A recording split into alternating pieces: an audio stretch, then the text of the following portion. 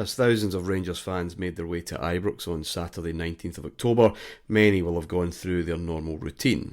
Had a drink in the same pub, grabbed some lunch at the same burger van, bought a programme or a fanzine. On that afternoon, the 61st edition of Follow Follow was hot off the press, and, like 6 of the covers since his arrival, Paul Gascoigne was front and centre. This, however, was an edition like no other.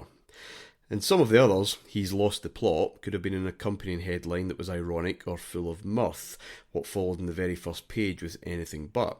41 of the 42 pages already seemed a little out of date, this week's news being too close to publication for the normal contributors to digest. It was full of moans about Zurich and Auxerre, but not yet Amsterdam. As editor, Mark Dingwall had just enough time to ensure that the cover and the first page editorial didn't miss. Ibrox, no place for a wife-beater, was how it started. After starting the piece with familiar moans about drink driving and the miscellany of misbehaviour at Rangers, he followed up with some of the most remarkable language in the history of the publication. This latest episode is the final straw, he said. Either he goes or Walter goes. Paying some of these clowns the money we do, it's not too much to ask them to behave like human beings, is it? Our beloved vice-chairman is quoted in Friday's Scotsman. If Gascoigne plays on Saturday, scores a few goals and we win, ask the fans what they think. You can know what I think now, Donald. I think he's a wife-beating bastard who is a disgrace and an embarrassment to us all. To discuss a difficult, action-packed part of 96-97. This is Dominant, of course. I'm Martyn Ramsey, your host as ever, and I'm joined by Andy McGowan. Good evening, Andy. Hello, Martin. Nice topic you start off with. Makes a change. Well, it's we have to deal with what we have to deal with, I'm afraid. Alan Bradley's here as well. How are you, Alan? Hi, Martin. Yeah, good to be back. I think it was several months ago, and Andy and I were on together. This is a really difficult one and I think you wanted really the best team. I mean, John and Davy, they're doing all right, but I see where you're coming from, Martin. It's getting to the end of a vital time. You want the best guys on. The Interpod rivalry never fails to amaze me. Okay, well, let's deal with this Gascoigne story. The fallout from that Channel 4 documentary was still reverberating around. It was still making news. Rangers had actually stumbled for the first time in the league at Easter Road. Gascoigne wasn't particularly good. He took his new wife and family to Gleneagles on the Sunday, just before he flew out to Amsterdam with the team squad on the Tuesday. He had a great day, swimming with the kids, enjoying the wildlife. I think they were playing with hawks. And then dinner time, he mixed his drinks, champagne and whiskey, and there was an argument about Gascoigne's family, and the argument got very heated indeed. The whole dining room could hear it. Cheryl stormed away, and Gascoigne followed her. In his book, he said, I headbutted her and threw her to the floor. Her finger was broken, so she was screaming in agony. I tried to click the finger back into place, and that really made her shriek. Bianca and Mason, about 10 and 7, were in the room next door with the nanny, listening to it all. I found out later that Bianca was so upset she wanted to take a kettle of boiling water and come and pour it all over me. Fortunately, the nanny calmed her down. The next day, Cheryl took the kids and left, telling me she wasn't coming back. I did nothing to stop her. I just accepted it, and yes, I had pushed her around a bit before, but nothing as bad as this. What I had done the previous night was terrible, and at the time, I didn't even say sorry. I knew I'd done wrong, but I couldn't bring myself to apologise. The night itself, Walter Smith, possibly in another situation with more options available to him, could have just taken Gascoigne out the picture, out the limelight.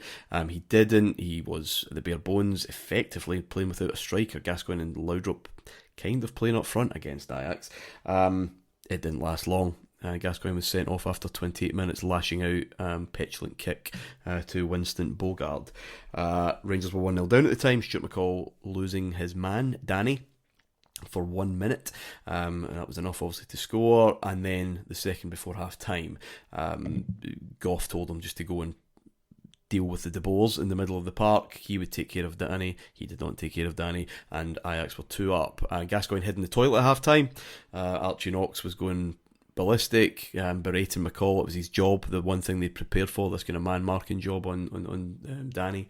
And McCall said, well, no, Gough told me to go and deal with the threat in the middle, where we're a man down here, he would take care of it. Knox said, "You're never fucking wrong, are you?" And McCall, whose knee was swelling up, he'd been carrying a bad knee injury for quite a while, he had an ice pack, he chucked the ice on the floor, smashing everywhere. It wasn't a particularly good situation. He should have been taken off, actually, but he was fizzing, wanted to continue, and eventually that would be his last game for Rangers for some time, the rest of the season. A few knee injuries for Stuart McCall. Ended up 4-1. 2 late goals sandwiched in between was an Ian Durrant consolation. Another heavy defeat to this catalogue of continental catastrophe. Andy, can we just deal with the night itself first? Because we don't know of the domestic situation that would come out in the tabloids the next day. I don't know if you were in Amsterdam, but it was yet another mess, tactical mess, effort, the players missing, the players that were there just look either shattered or shell-shocked. We're ticking these off by now. I was there without a ticket, and didn't get in, but I remember, it was a big game because Ajax are a big name at any time, but that new stadium, there was a lot of expecting Rangers fans there. We've got a team, and so by this point we've probably been beaten twice, Zurich and who was the French team? Auxerre. So the Champions League campaign slipping away for us, but we've still got expectation. We've got top players, or supposed top players, in there. The night was a disaster from start to finish, and we were outclassed. 4-1. My recollection is that that did not flatter Ajax one bit. If anything, we got off lightly. And correct me if I'm wrong, Martyn, but this would have been a night over Mars and Finidi Jordan, the likes of that, ripped us to shreds down the wings. Their width was incredible. You just couldn't live with the pace of them. And the Gascoigne sending off kind of epitomised how far off it we were, because that's what he was. He was off it, and he gets sent off because of the frustration or whatever you might call it. But it was a sobering night. Not for me, I was in Amsterdam, but for Rangers. Alan, the team embarrassment, but he's had that sending off in Dortmund in that final game. You just know the press are kind of waiting for this. We didn't know what else they had in store. He did. He knew that the press had that story. They were going to run with it. His head is wasted, even at the best of times. But was there another sense of just shame, disappointment, embarrassment with him particularly, and again the team? Yeah, there was. I always had, as much as he was a genius and all the positive stuff he brought, it was an old Scottish, an accident waiting to happen, and it would happen periodically. A wee bit like the Morelos over the past wee while, when it was like the last thing we want is him to act in a certain way, and he does. This one, I was like Andy as well. We had actually gone, I think it was October week, so myself, my wife and my daughter went over, met David Bestney's wife, a few days in Amsterdam, same, tried to get tickets, couldn't, and ended up watching it in one of the squares. But again, like Andy, at that point in time, you're thinking, you don't know, if we can settle and just see how things go. We knew they were a cracking side, but again, the minute that happened, it was like, here we go.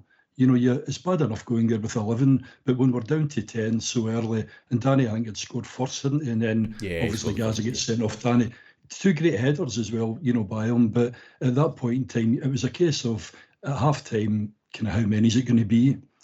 But really, really disappointed. And I don't know, we didn't know obviously about that story, but as you say, some of the things that had been happening previously in some of the other seasons, it was just like, what is it with these guys? They just keep shooting us in the foot, and and then obviously the information came out later on. So Durrant, he did well to get back, I think 3-1, and they scored again off a De Boer, a kind of rebound. So it was just, I don't know, it just seemed kind of typical of that the indiscipline in the squad, some of the behaviours, and obviously Gaza, as much as I say he was brilliant, it was just like, this is the last thing that we need.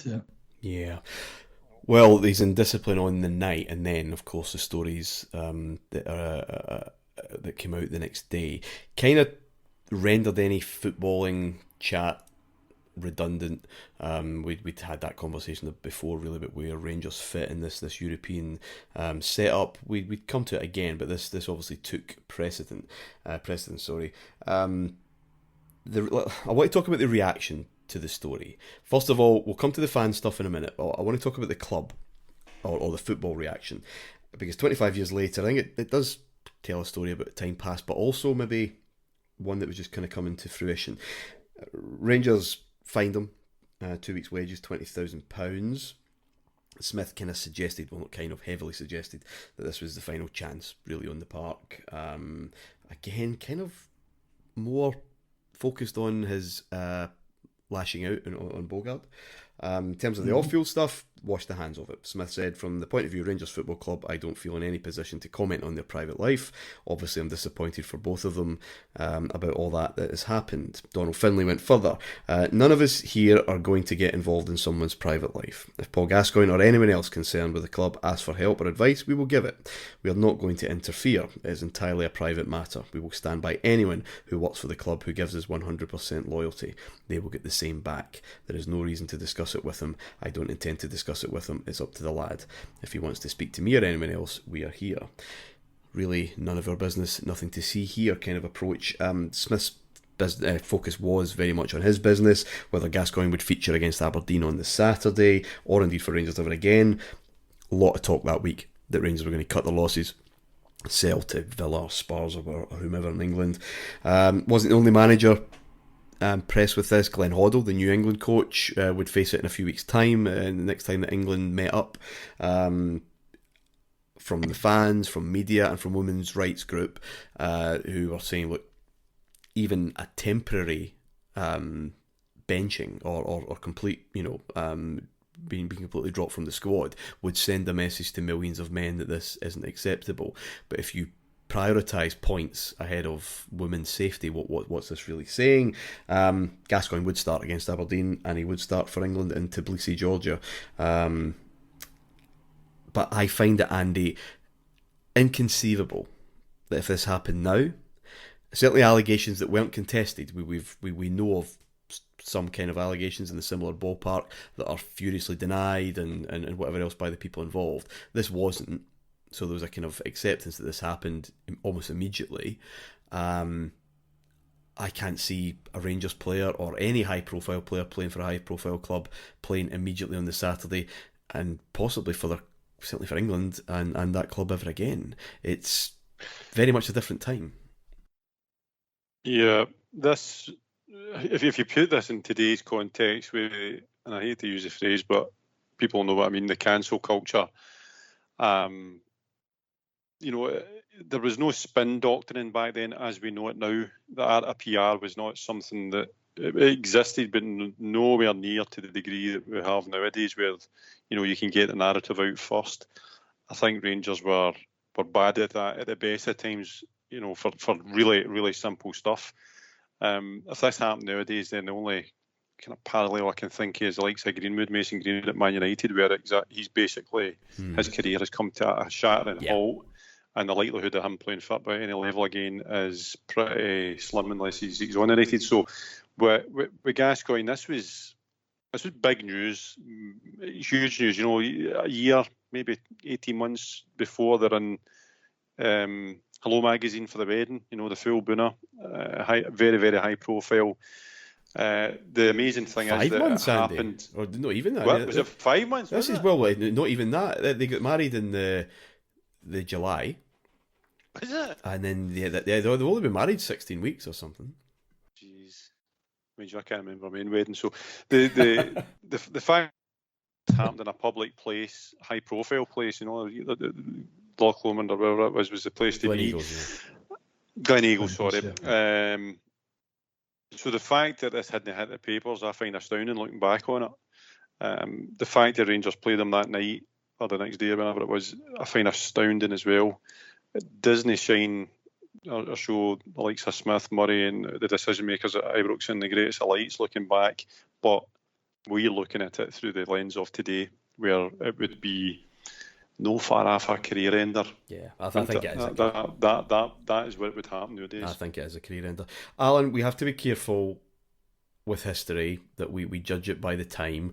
And there were column inches suggesting that Rangers and England were wrong to just effectively wash their hands of it, brush it under the carpet, just move on, because football's more important. So it wasn't as if everyone just shook their, nodded their head. Although a lot of the sports guys, a lot of the sports columnists were a wee bit surprised. You're not more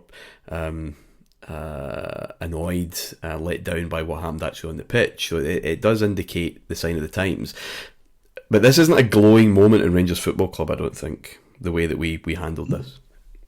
No, and as you say, okay, we're looking at it now, but even at that point in time, I honestly thought the Rangers should have been far more, I don't know, kind of stricter, or in terms of the kind of fine they gave them. To me, they should have really publicly went on and said, obviously, the club are really dealing with this one, how disappointed we were. Getting into okay, we're going to have to look at what's going on behind the scenes, talking about if he needs support, he can come and talk to us, then we'll look at it. I just think that was out of order. To me, they should have proactively said, we've seen these issues that you've had before, even before you came to Rangers. This, wife, what you've done there with the wife and so on, absolutely disgraceful. Maybe looking at how could we support him, but I feel, and I think the statements coming out there with it's a private matter, no, we don't really want to. I don't know. I think even at that point in time, I thought they should have been far more stricter on him. And again, with the old, thinking of even like the Bill Struths and the Willie Waddles and all that, carrying on like that, when you're as part of Rangers, it just didn't, I don't know, it just didn't seem right to me. Looking at it now, my goodness, but as I say, even at that point in time, I just thought Rangers, it was as if they would just kind of put it under the carpet a wee bit. And I think more should have been done at that point in time. Yeah.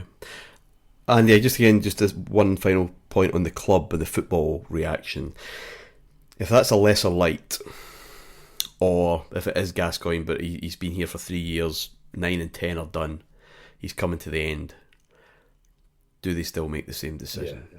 Because everything is obsessed and hinges on this week by week claustrophobia around this season, and I don't think there was any chance that Rangers were losing one of their two gods in order to jeopardise that.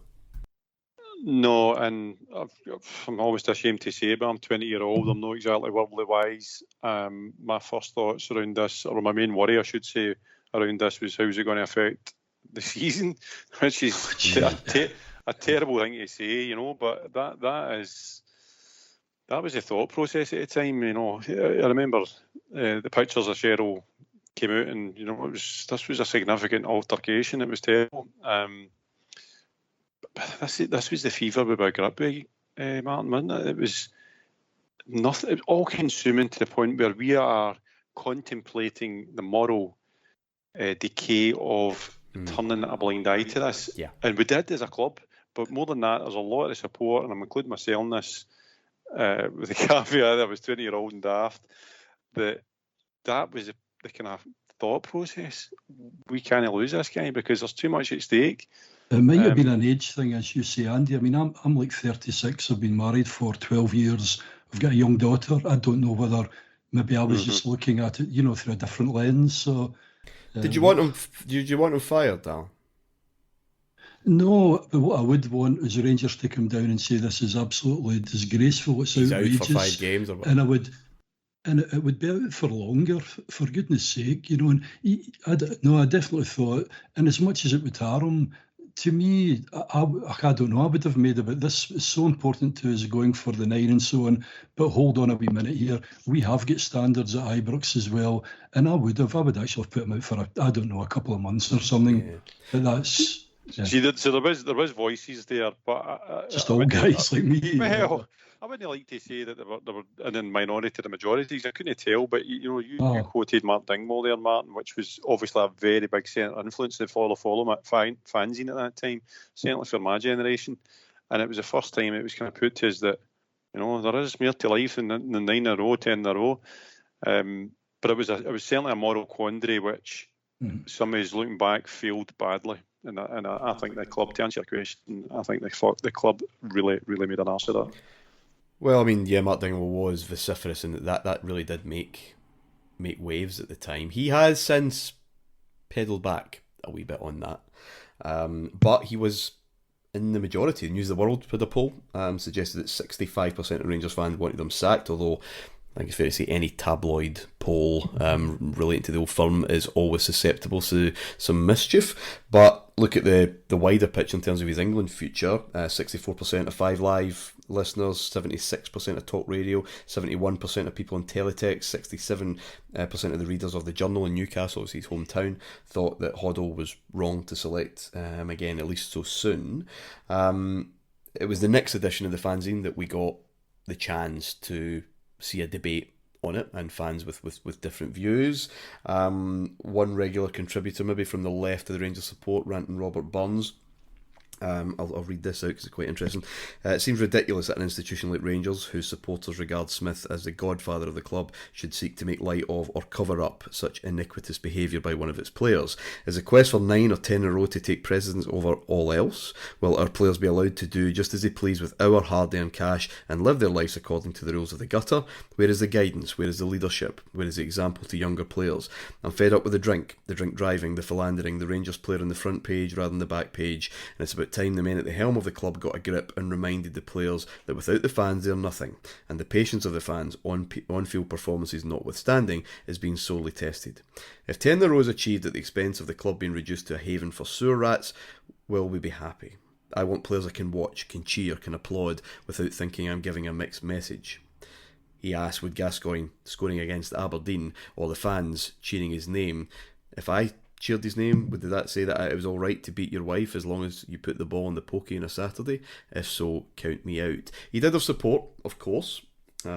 It's a sad day when the climate of retribution in this country can turn a black eye into a war crime, wrote the downhill hack, a Partick Thistle fan really, an old school football journalist, whereas others pointed out the same weakness is so often ignored in other icons like Sean Connery, John Lennon, and some argued that drink driving was far worse, far more dangerous than, and I quote, giving the wife a scalp.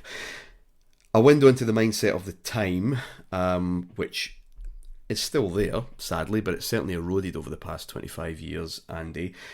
But what I found interesting was something that we are very familiar with, especially in social media. When there is a social disgrace, when there is a matter of controversy, I'm thinking Uruguay are playing on my television at the moment in the background. I'm thinking, Luis Suarez and the Liverpool t-shirts. There is an inbuilt defence mechanism with supporters. This tribal loyalty comes to the end, especially if it's been someone who has been maligned and attacked from the start. He is your guy.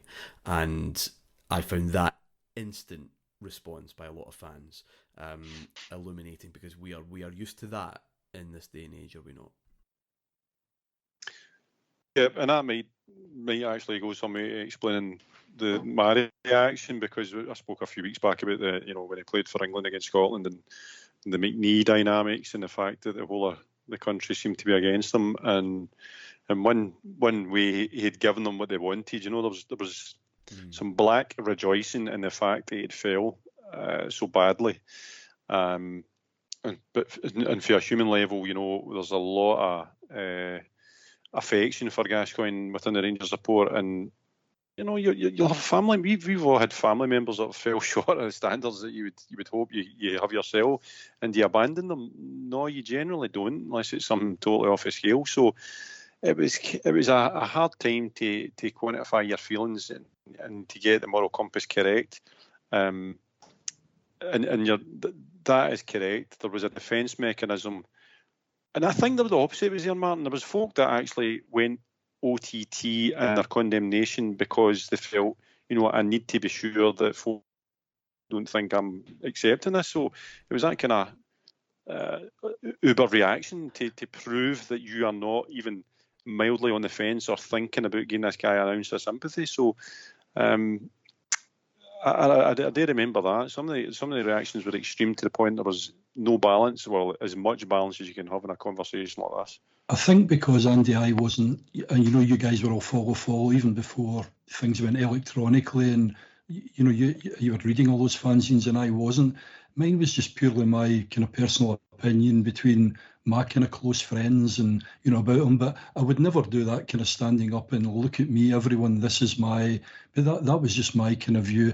I just felt that he needed support. I feel that even if you looked at us as a business, even when we got him, everyone knew he had problems with drink. Water goes over, it's all a great laugh. The way they carry on with Jimmy Five Bellies, we knew this was kind of waiting in terms of the drink side of it and his behaviour. But again, like the George Best stuff, people were prepared to, because in society, maybe it goes over the top, but we're prepared to kind of, deal with that one. Even so with me as well, I was like, and some of the Rangers players, they're overdoing it, but fine. I was actually happy to accept that. That's okay, because they're on the park, they're playing football.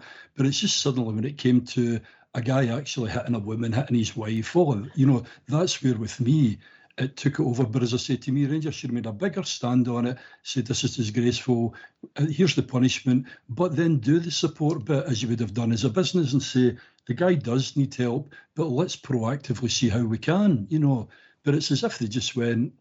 I think the statements were probably, it was kind of nothing to see here. What he does in his own pride is, it's nobody else's business, which I don't agree with when it comes to something as severe as that. That was all, Yeah. In the end, the response to this was pretty utilitarian. Smith needed him. Gascoigne's drinking is now an issue.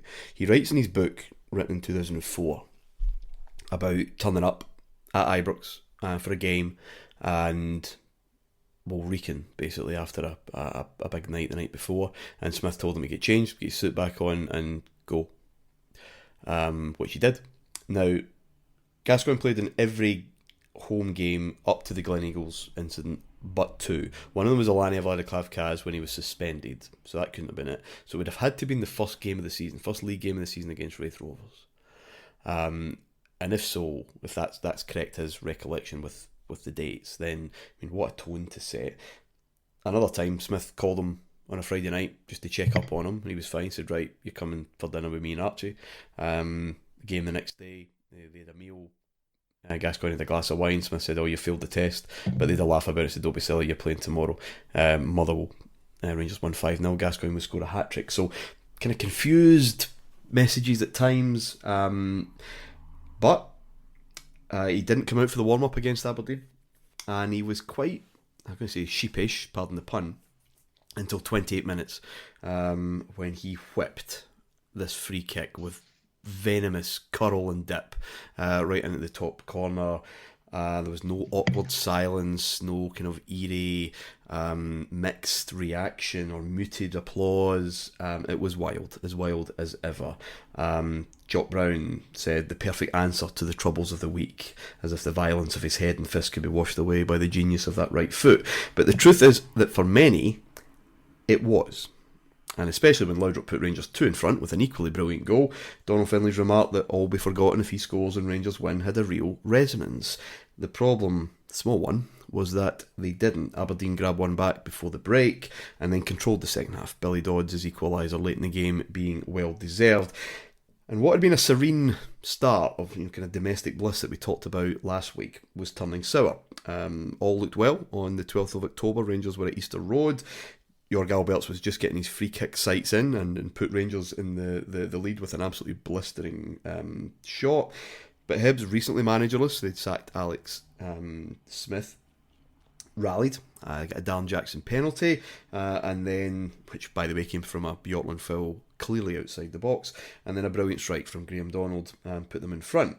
And then, incredibly, Brian Laudrup missed two penalties, one straight after the other, hit the bar with one, and then Leighton saved the retake. And a Van Hooijdonk goal was enough to give Celtic the advantage and claw that back to 2 points. And then after that Aberdeen draw, Celtic would play on the Sunday on TV at Tynecastle. And after 51 minutes, the whole momentum of the season looked to be shifting. Van Hooijdonk had scored 2 goals, either side of half-time, kind of penalty box strikes. And if they'd held out at 2-0 for maybe 10 minutes, they'd probably seen it out. But Scott Cameron got one back immediately. And then very late on, Davy McPherson, of all people, headed in an equaliser. And there was something very inevitable about those watching and cheering at home that given the chance, this team do not capitalise. Well, if it was a let-off, it didn't last for long. The 5-0 hammering of Motherwell showed that old flair. Gascoigne had a hat-trick, Loudrock had 2, but yet another 2-2 slip-up the following Saturday against a Wraith Rovers side who were rock bottom of the table and they only had 1 win. Celtic didn't falter that day. A 1-0 win against Aberdeen being enough, Andrew, to take them top of the table, albeit on goal difference. This was worrying, but it kind of came from nowhere. That start to the season, perfect, including the defeat of Celtic. I was at Easter Road that day. We looked in cruise control, and then all of a sudden you've got 1 win in 4, the worst league form since for 18 months. We know the European stuff. We'll talk about that in a minute. But we know the priority this season, and we're no longer top of the table. No, and we kind of knew this was coming for Celtic because the year before there had been wafer thin margins when you looked at it in the cold light of day, and they had a decent, exciting team when you look through. If we went to 11 on their day, they could be an attractive team and cause anybody problems. But these had kind of felt self-inflicted. Hibs, Aberdeen, Wraith Rovers are 3 games, even although 2 of them are away from home, that you're expecting us to take full points. And it was unnecessary, and it was nervous. My recollections at the time were that everything was in the balance. I don't think we thought, oh, here we go, this is going to slip away from us. I think we're a wee bit more confident than that. But we knew we had a real challenge on our hands, and that this wasn't going to be one of the canter leagues that we had seen in the past. And Celtic's tails were up, but that had happened before. Celtic's tails had been up 100 times before, at different points in this series to now, and invariably we'd usually slapped it down. Alan, were we concerned? I mean, is it just complacency then? We're 5 points clear, we're 100%, we're banging goals in for fun, we go ahead at Easter Road with an absolute crackerjack from the new signing and just this conveyor belt of signings. Was it just that, or obviously the Gascoigne situation maybe impacting Champions League disappointment perhaps as well? But that kind of run we haven't seen. We literally haven't seen since the end of the 94-95 season when we'd won the league. I mean, that's the kind of cry to those poorer seasons, isn't it? I think you're right, and I think Andy makes a good point too in terms of Celtic and the likes of Van Hooijdonk and Di Canio and some of the players they had. Their tails were up. We always had that okay, maybe they'll collapse, but no, at this point in time, and I think because of the poor form, obviously in Europe too, it was a wee bit like this season with us. The confidence was beginning to go down. I think we had quite a few players kind of missing as well at periods, and as you said, we'd out of 4 games, I think we'd won 1 of them. So now for me, going to Parkhead, they're really up for it. It was definitely going to be touch and go. You're hoping that through the period and the rest, there are the months between there and the end, obviously Rangers will come through. But I certainly thought at that point in time, and I think I was actually down in Cheltenham at some sales conference, so I had to end up sitting watching it myself in the hotel room while everyone else was doing whatever they do at sales conferences, but it was it was probably one of the most exciting Old Firm games. We'll get to that. We'll get to that in a minute. But at that point in time, it was very much for me, shit, at Parkhead, we really need to get something out of this. Yeah. So they're on a form. There's injuries to McCoy's Gorham being added to the other list. Disciplines out of control. It did give hope again to many that this autumn was finally going to be the changing of the guard, and this long era was coming to an end. Maybe underlined by the news on the 25th of October that after 10 years of service, Richard Gough would be leaving for foreign climes at the end of the season. I think it was his intent, Andy, to go while he was successful, prompting a few to question his confidence in how successful we would be, next year in the record-breaking season. And a very interesting interview he gave to Scotland on Sunday around this period, obviously, where form is dipping. The problem is that people now want instant success. It might actually do this club no harm not to have success for a few years, and for the supporters who have jumped on the bandwagon to know what it's like from the other side of the fence. If we didn't win the championship, it wouldn't be a disaster, but there are too many parochial attitudes here to appreciate that. That's a far cry from the 36 cup finals that he said his side were desperate to win at the start of the season. Is that a sign of the pressure that they've been faced with? Again, we've got this trip to Parkhead, we've been behind the 8 ball going there. Is it just this way of dealing with that pressure? Because it's very un-Gough words to say.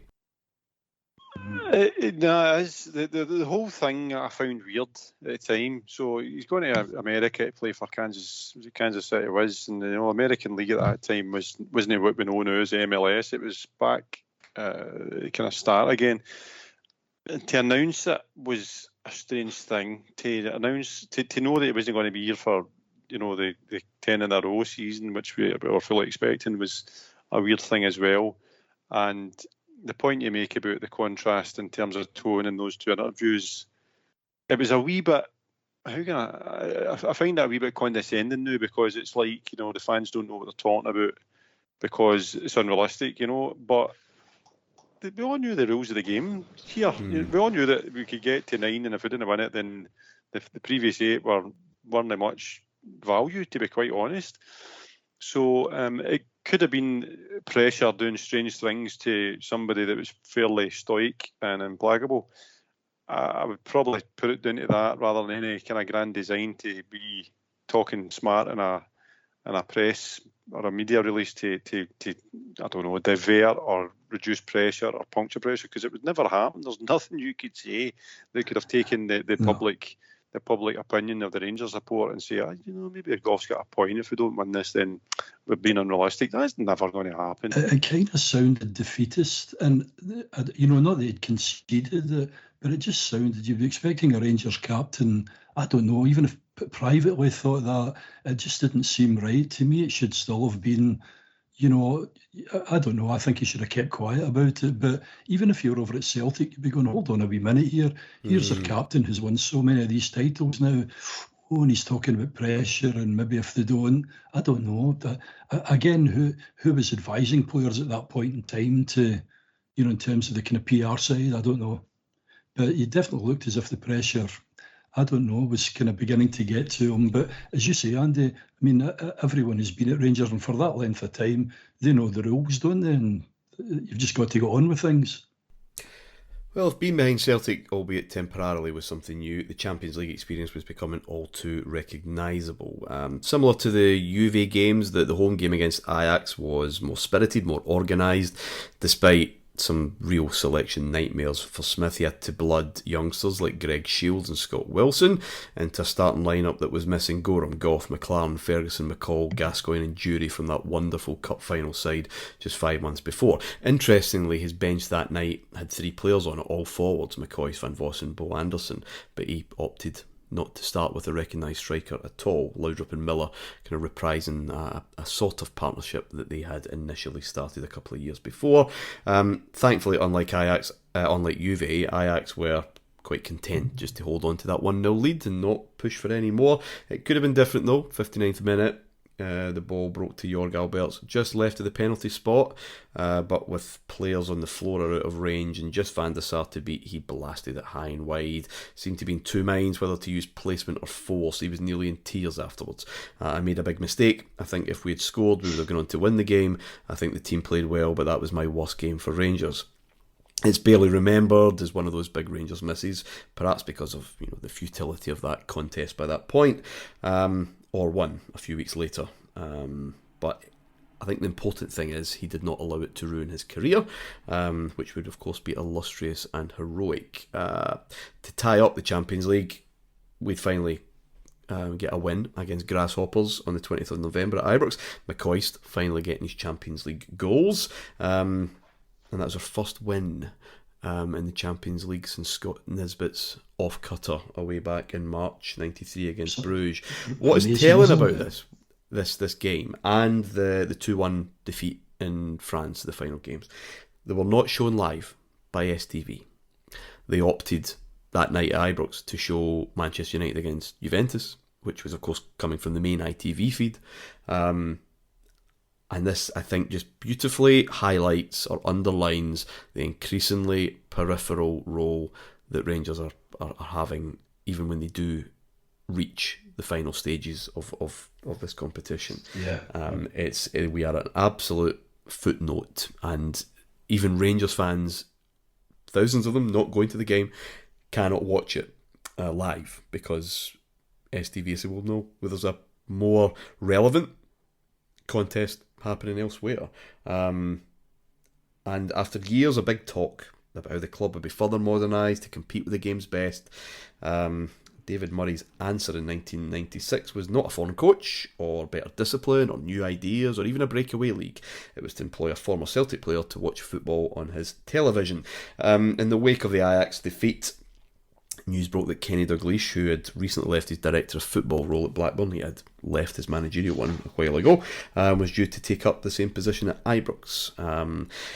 Now that quickly changed to a chief of scouting with a budget that could bring in Europe's best. The Daily Record story, my goodness, he was just throwing darts at the continent's best players, established players, upcoming talent, Overmars, Kluivert, Rai, Cantona, and Sean Dundee and Emmanuel Petit.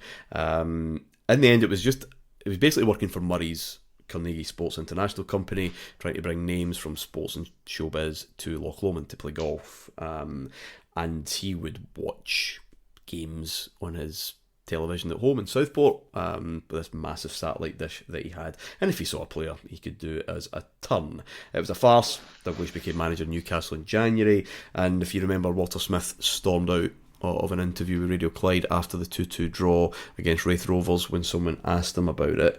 Andy, the Dalglish thing, the Champions League thing, it's all a bit tawdry.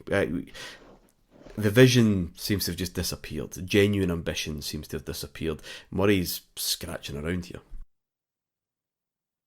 I've got to watch what I say here, because I get interviewed by Sky TV coming off the bus at Starts Park and asked my opinion on it. And it's on my Facebook. I'll put it on Twitter if I can find it later. I forgot about this. And I'm forgot about this.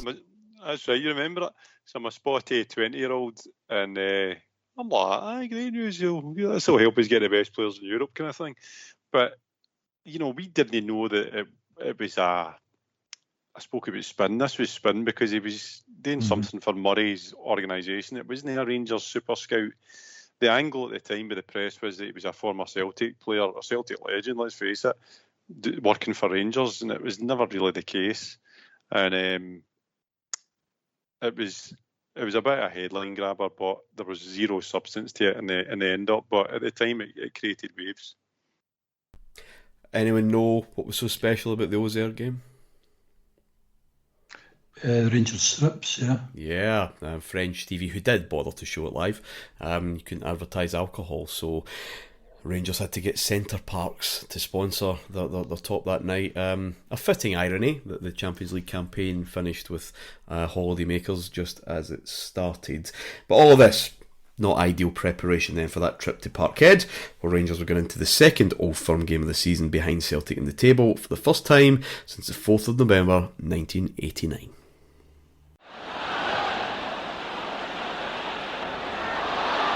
There's a slip by O'Neill, and Laudrup to win. Rangers look for a goal and get one in the 8th minute from Brian Laudrup. Gascoigne's already had his penalty saved for Rangers. It's Pierre van Hooijdonk to keep his nerve for Celtic and keep them top of the table. And Gorham has matched Kerr's achievement. This game is unbelievable. Unbelievable. Right. I could lecture on this, I think, for an hour. I will try not to. Basketball. It was basketball, actually. And you're talking about a tense moment in a tense season. We're used to a bit more caginess, perhaps. This was a brilliant game of football. I was there that night. First time I'd gone without my dad. I was there with my pal, so, 15. First time I'd gone to Parkhead since it was kind of renovated, and it was noisy and it was high, and it was a breathless game of football. It was on Thursday night for Sky, and I mean, right at the end, Andy Gray says, "You carry on, Martyn. I'm absolutely speechless. This game is unbelievable, unbelievable," and it really was. Andy, just about everything. The goal, I think I would be the same as just about everyone else in the ground, including Stuart Kerr, Celtic's new young goalkeeper replacing Gordon Marshall, who assumed that Laudrup would take just another touch. You don't really see it well in the camera view because it's flat on it's to the side, but we're right behind that, quite high up, and he could cut up a wee bit more space, open up the angles a wee bit better. You just expect him to take one more touch. He doesn't. He doesn't have much to play with, but he hits it right in the bullseye. And all the talk was about Celtic. They've got the ascendancy. They're in better form. Rangers are wobbling. We're going to come at you with everything and the passion and all of this, and we're going to run over the top of you. For younger listeners, this was very like the build-up to the Old Firm game back in February of this year, 2022. Rangers lost 3-0, of course. In terms of the chat, in terms of the feeling about what Rangers were going to have to withstand. 8 minutes, and that's bust. And everything that happens, of course, Rangers, yes, Celtic had a lot of possession, Andy.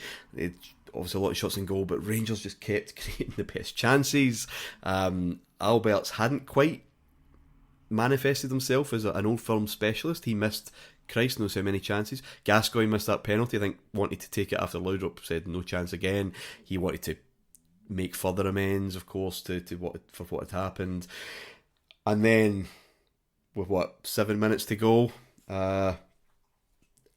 people around me, people watching at home, nearly passed out. Albert's through in goal. I'm not going to shoot because I've missed how many chances. I'm just going to take care out the game, roll it to Van Vossen, and who was 8 yards from an empty goal. Somehow the ball wasn't where it should be. Somehow a remarkable game wasn't over. Somehow those precious 3 points weren't yet saved, and somehow this bloody tension continued. He was done. He'd actually made quite an impressive start to the season, Andy. 9 goals, I think, and an incredible goal at Rugby Park from an impossible angle. No one remembered how he lifted the ball over that bar. I've no idea, but this is 83 minutes. How are you coping with this? Because I don't think I'd experienced anything like it at the time. I don't think I have since an Old Firm game anyway. So I was coping because I was in the house with, I think, 6-pack of Red Stripe. I didn't have a ticket, and I think before this game they played the Sky showed a youth game, a Rangers Celtic youth game before it, and so I'd probably settled down about 5 o'clock with these cans of strong lager, and I shared that dressing room, believe it or not, with Stuart Kerr in later years, and we got around to talking about not just this game but this period, and his words were, and they were genuine, that their whole team were absolutely terrified of Brian Laudrup, which is no surprise, but the next sentence was when he was in his own half. Yeah. they knew what he could do from anywhere on the pitch, and never was it more exemplified than in this game, because the goal you speak of, Martyn, Brian O'Neill, the mistake, I mean, is laughable, but if you dive into the psyche of him, he probably knows that Laudrup's near him, and that shot, because as you say, he takes it early. It's not really orthodox, because any other player is going to keep going and get closer to the goal and make it a better chance statistically. XG didn't exist, but the XG would have been better the closer they go. But he takes it, and Laudrup's shooting was underrated. It's not something we talk about a lot, but he had a good shot on him, and an accurate and powerful shot without much backlift, and it was an arrow to the heart, because they thought they were going to win. They thought, in their usual romanticised bullshit way, that this was their time, and the Tommy Burns Cavalier football was going to actually. Aye, it was going to. This was where it turned, and they were going to get ahead of us with something meaningful, and go on and stop 9 in a row. There was many times over this period that we burst our bubble, but this burst our bubble. Alan, we've gone through all this. This game should be buried. Rangers should be 3 or 4-0 up. Incredibly, because we certainly do not expect that. I think it's probably fair to say going into that game. But those cliches about scoring when you're on top and finishing your chances and not coming back to bite you. Of course it does. Every time they laugh, Martyn, when a player misses and they can have a wee laugh, we turn to each other, don't we? And you'll say, we'll pay for that. We'll pay for that, yeah. You can tell, can't you? Yeah. And it looked as if we were going to, 3 minutes from time, Richard Gough charges right through Simon Donnelly. It's the stick-on of all stick-on penalties. And look, Van Hooydonk's good. He's good from the spot. And Goram, for all his heroics, he's not really renowned as a penalty stopper. And you're kind of, it's frustration at, we had this. What a huge win. We had it sorted. And now the best we're going to get is probably a point, because they've got 3 minutes plus added time. They're going to be starving and ravenous for a winner here. But nothing on this night should be taken for granted. It was a better penalty than Gascoigne's, but still not brilliant. Goram dives the right way, saves it. And again, we have got some low moments in this episode, guys. I mean, the event itself was one of the biggest highs I've ever had in the stadium. If you're watching on the telly, as Andy was with these tinnies, let's be honest, we can see what Goram says, and we're all adults here, and I use the Guardian quotation marks. He almost certainly calls Van Hooijdonk a black bastard. Van Hooijdonk has knocked his teeth out in a previous game. There's history there. Goram writes, when I saved the penalty, I lost it for a bit and shouted a few expletives that I regret now. We had a pass though, and he's called me a lot worse than I called him. Didn't make me proud of it though. Pressure cooker really is something else. Tommy Burns gets sent off for questioning the officiating, which on the night was superb. It's Hugh Dallas. All the big calls are correct. He'd already been fined $3,000 for threatening a referee early in the season. And you see Smith, especially after the Van Vossen miss, being a bit, by his standards, a bit of a jack in the box up in the stand. He still has the kind of composure about him. But that save, that moment, it will not surprise you. The Rangers should have had 2 goals after it, given just the amount of breakaway chances that we had. It was a remarkable finish to a remarkable game. Absolutely one of the best I'd ever seen. Andy, I think I was in Gough, the bottles with the wee tops. So what had happened was my sales director, we used to have conferences in the Eastbourne, kind of Grand Hotel in Brighton and things. So a lovely hotel over in Cheltenham, we're away 3 leg whip. Everyone's got to go there. But my sales director's from Northern Ireland, quite a good blue nose. So permission for Alan to go elsewhere. So I'm in the room service. I think to start off with, Andy, it was a few bottles of Gough, and then it was more. Just as you said, the game was breathtaking. But I remember at the end of it, as you say, he came off his line, didn't he? Him and Van Hooijdonk. There's a couple more. But I did that old, the Joy Out of Friends thing, where you walk back in, and my director spotted me because he's a big gambler as well, and he's put 100 or a couple £100 on Rangers as well at that point in time. Because I'd said to him, no, we should do it. But he spotted me across the crowded one. So I come over and he's like, how do we do? I went, Laudrup scored first really early on. Yeah, fuck you, beauty. Went through it. We were through it.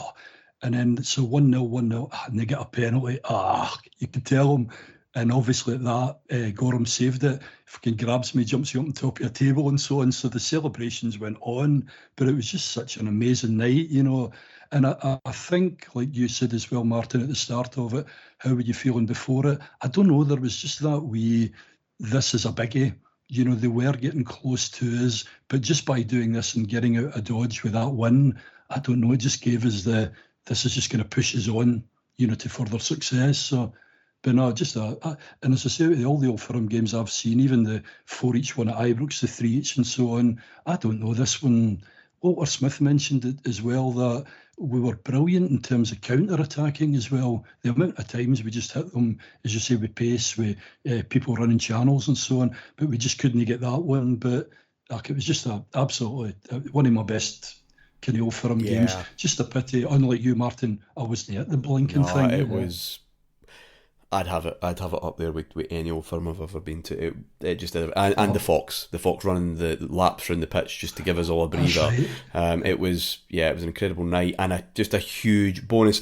Tommy Burns, after it's still quite wrapped up in his romantic ideals, Despite the glaring evidence of 8 games without any success, he said, "Great things are built from perseverance and we will not change our style of play.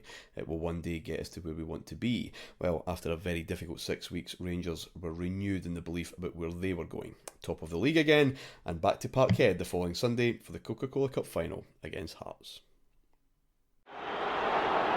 Laudrup, away from Ritchie. McCoist. 1-0 to Rangers. McCoist does it again. Up goes Petrich. Chance on there for Moore. It's put in by McCoist.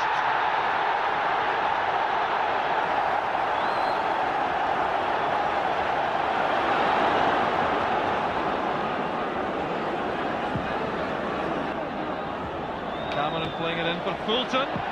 Great goal by Fulton! The Coca-Cola Cup final has come alive! Oh, it's great play again by McCann! Robertson for Hearts! As Gascoigne breaks into shooting position. He's done it!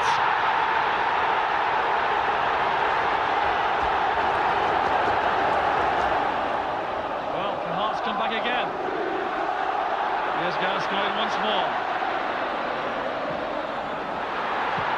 Oh, he's done it again! It's a remarkable play by Gascoigne! He's won the cup without question for Rangers. Andy, I know you were at this one because we've talked about this on the Time Cap show. National Stadium undergoing its, Christ knows what phase of redevelopment. It started in 1991, but it'll be out for a couple of years again. And this performance, I think, exemplified why this team was so great, but I would also argue that it served as a notice period for that greatness. I think Hearts fancied themselves. They did that Hampden humiliation, of course, but again, we're talking themselves up. Nearly never went ahead, if you remember. It was Baltic. The pitch inspection at lunchtime, absolutely freezing that day. It didn't look like it was going to go any other way in those empty opening minutes. McCoist gets a double. Quite quick. Rangers are superb, and then we stop, and then we get complacent and scrappy. Hearts are allowed back into the game. Stevie Fulton gets one before half time, and then Gascoigne and McCoist have this incredible row right at the end. Gascoigne, I think, expected him to be somewhere. He wasn't. They had a big fight. That continues into the dressing room. Gascoigne escapes. And how does he escape? Well, he goes to the players' lounge and orders himself a brandy, possibly a double brandy. Okay, if that's how he deals with it. Walter and Archie just shook their head. It was Rangers' defence. Davy Robertson, Alec Clell in the first half, Craig Moore in the second, who looked like they'd maybe had a few brandies, to be honest, because Neil McCann was terrorising them down that left-hand side. And eventually they got themselves back into the game, back level, deservedly so. And it just looked like it was heading in one direction. And then what happens next is Paul Gascoigne's life, his career in microcosm. This constant state of hypertension, which, if he's frustrated, leads him to lashing out against loved ones and acrimony, but when he's in control of football, it's resulted in serenity and poise. 4 minutes, Hearts were level. And he takes the ball 40 yards from goal, shifts his body weight one way, Gary Mackay sold, and then there's this fear amongst the Hearts defence. They just stop, and he just curls the ball past Rousset, and then the second is just that control and bravery, using Charlie Miller as an accomplice. They're like the goals against Aberdeen in reverse, really. Yeah. And it's everything he's been going through, not looking like it apart from that Motherwell hat-trick. The momentum of a cup final, if you're a neutral, that old Brian Moore, it's only going to be, or Kevin Keegan, there's only one team going to win it from here. And then he just gave me the ball. And that really was him, Andy. Yeah, I mean, this game, I remember vividly, because as you say, it was freezing, the snow's piled up outside of the park. You get to see the other side of Parkhead, I mean, the area, because you're in the Celtic end, so we're parked at the Fords and stuff like that. It was like being in a foreign country, really.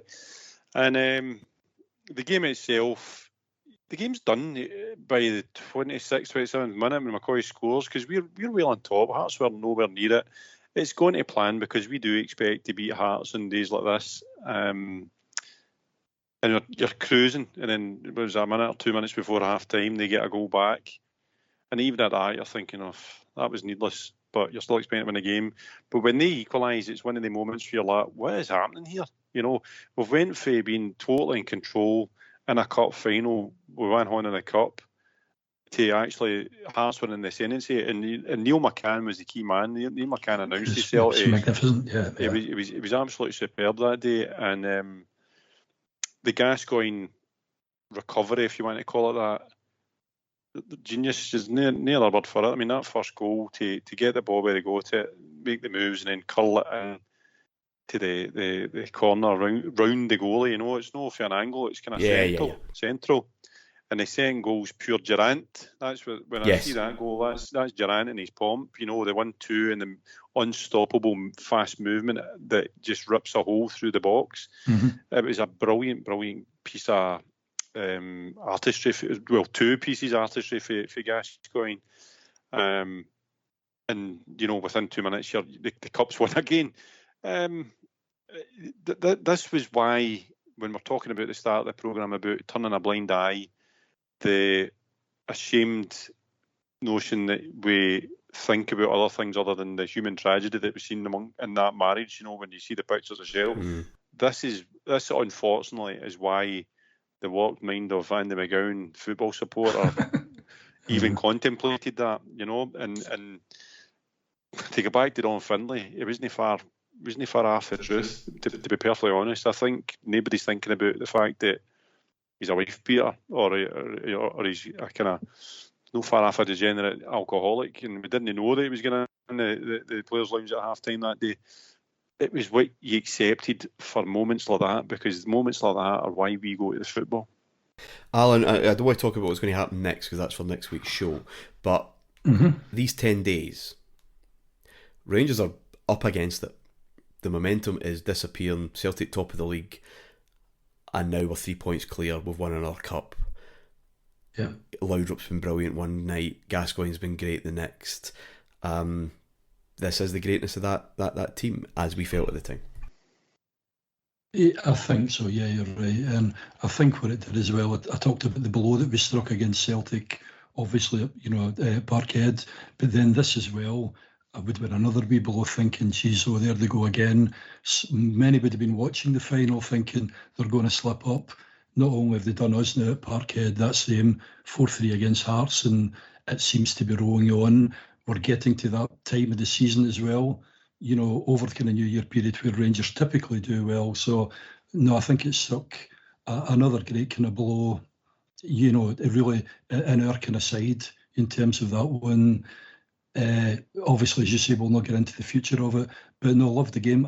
I seem to remember, I don't know about you two guys too, I think they didn't open the turnstiles early. That's right. Because we're thinking, is it going to go ahead or not? That's right. And what memory you've got, Alan? I don't know about that. I can't even get it done this morning, Andy. But I remember that. It was myself and David Best again, but we were in the big covered, where the jungle would have been, but high up, restricted view there. Yeah, I think I was up there as well. So, no, absolutely brilliant. And I must admit, like the rest of you, obviously when Gaza scored, I'm not thinking anything about all the rest of it. You're just thinking again that we've won a trophy. So, it was a really good game, but certainly, I don't know, it was certainly kind of underlined potentially what was going to happen further down the line, yeah. Anyone talking about wee McCann on the way back up the road? Oh, God, aye. I mean, he was without a doubt man of the match with Neil McCann. He was. But there was no chat about signing him, because we all presumed he was a Celtic supporter. Yeah, he was. And the way he played against us, he was fairly, I wouldn't say he was despised, but he was one of the players that we didn't like. I never seen him. I never anticipated him being a Rangers player. Because he gets stuck in as well. Because wee McCann would have fought with anyone. He was that type that would get stuck in. But I do remember us all talking about, oh my God, Neil McCann just. And okay, you could say maybe some of the Rangers players were off it, but I would say, to be honest with you, the way McCann, if anything, he was making them look stupid. Gentlemen, it's been a difficult one in part. I thank you for your honesty and reflection. There's been some joy and triumph, as always, on the show to balance it up. Thank you, Alan. No, thanks, Martyn. As you say, difficult, but it was good going over, obviously, some of that period as well, and good to be back with Andy as well on this, yeah. Thank you, Andrew. You got to do history properly. You've got to do history properly. As long as you don't get cancelled now, Martyn, let's just make clear that was the views of 20-year-old Andy. Pissed off red stripes. No, it's the views of 46-year-old Andy nowadays. Absolutely, thank you guys. The spark of genius, just when it's required, said Jock Brown on the microphone on that cup final. But he could have been talking about a lot of Rangers games since 1994. So often tired, missing key players, in trouble, or bereft of creativity, this group battled hard to stay in touch and relied upon magic to do the rest. For this particular magician, however, it was the final act. The common consensus that night was that a line had been drawn under a troubled period in the most emphatic way, but everyone, including the man himself, was in denial. I haven't been myself for a few weeks for reasons you all know about, Gascoigne said afterwards. I'm starting to come to terms with what happened. I'm getting help, and my personal life is not too bad. I feel I can concentrate on my football now, and hopefully this is the start of good things to come. He would, of course, feature in more Rangers wins and pick up another medal, but Paul Gascoigne would never grab a big game for Rangers in that signature style ever again. He would remain a Rangers player for 16 more months, but his days as a Rangers star were over. Next week, the winter of 96-97 sees 9 in a row really being won, and a platform being provided that should have seen 10 and a lot more. Seb, Joe and Eric Bow. Until next time, bye for now.